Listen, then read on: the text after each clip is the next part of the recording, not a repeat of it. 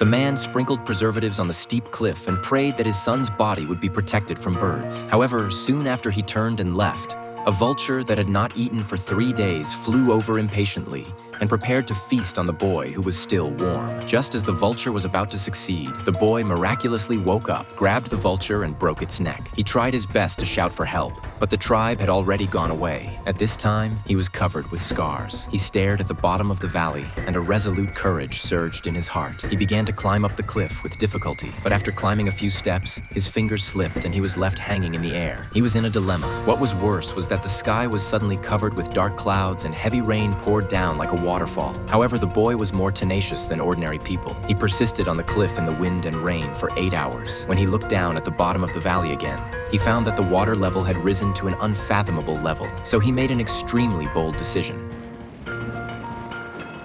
The next day, the boy woke up from the mud. He struggled. He stood up. At this time, one of his legs could not move. He crawled to a puddle with difficulty. He unexpectedly found an earthworm. He took his right foot out of his boot. However, the whole foot was bruised and purple. It looked very serious. The boy brought 2 stones to hold his right foot.